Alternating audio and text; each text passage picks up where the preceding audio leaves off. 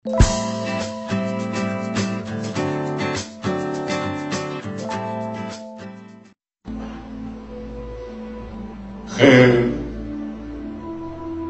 مجھ سے جب بھی کبھی گھر میں فاقہ ہوتا تھا، کھانے کو نہیں ہوتا تھا، تو میرے والد، میرے اسٹیپ فادر مجھ سے کہتے تھے جا تیرے باپ کے پاس اور اس سے کہہ کہ 2 روپیہ دے۔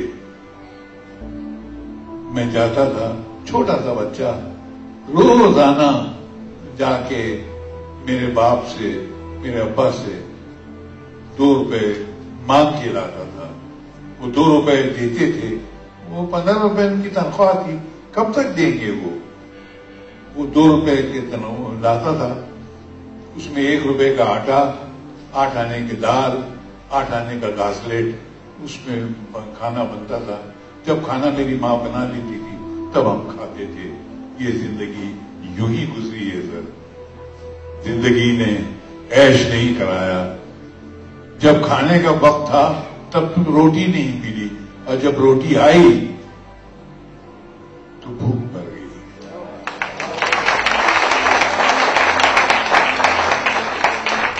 کچھ نہیں۔ ایک بار گھر میں بہت بری حالت تھی،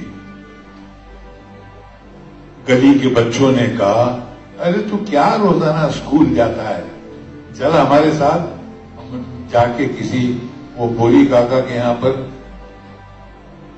پترے کے کارخانے میں کام کریں گے، 3-4 روپے روز کا ملے گا، تیرے گھر کی حالت سدھر جائے گی، یا تھیلی کاٹنے کا کام کرتے ہیں۔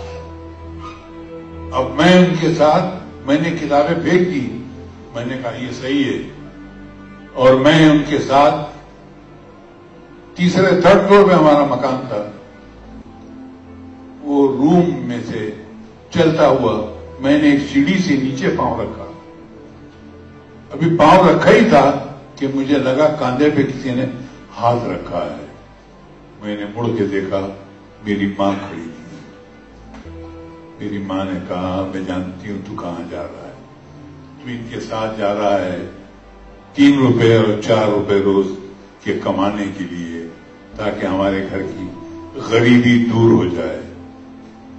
بیٹا تو جا، جو تیرے من میں ہے تو کر، میں تجھے روکوں گی نہیں، مگر ایک بات یاد رکھنا، یہ گھر کی غریبی، تکلیفیں، اداسی، منحوسیت، بھوک، یہ نہیں ختم ہوگی اس 3 روپے سے۔ تو ساری زندگی کام کرے گا، 3 روپے کا ہی لائق رہے گا، 3 روپے کا ہی رہے گا تو۔ اس سے لڑنے کے لیے میں ہوں۔ تجھے اگر واقعی اپنے اس گھر کی بھوک مٹانا ہے تو ایک کام کر، تو پڑھ،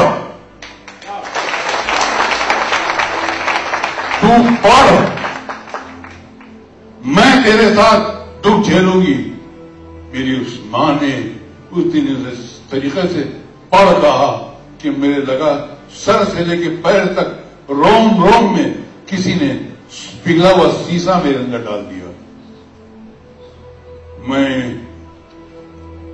بوکھلا گیا، میں دوڑ کے واپس گیا، میں نے اپنی کتابیں اٹھائیں اور اپنا بیگ لیا، اپنے دوستوں کو چیرتا ہوا اور سیدھا اسکول چلا گیا۔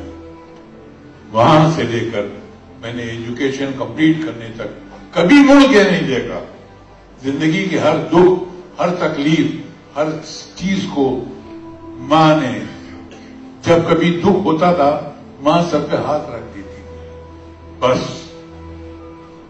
وہ ہاتھ رکھنا ہی اس کا کافی تھا۔ ماں، تمہارے پاس اس دیش کا بھوشیہ ہے، تمہارے بچے اس دیش کا بھوشیہ ہیں، ہر ایک بچہ اس میں سے 10 قادر خان پیدا ہو سکتے ہیں۔ یاد رکھیے، آپ کی اولاد آپ کی چھتر چھایا میں ایسے ہی پلو۔ مائیں شیرنی کی طرح ہوتی ہیں، شیرنی کی طرح، وہ اسے شیر کی طرح ڈانٹتی ہے، اور جب ضرورت ہوتی ہے تو ہرنی کی طرح اسے چاٹتی ہے۔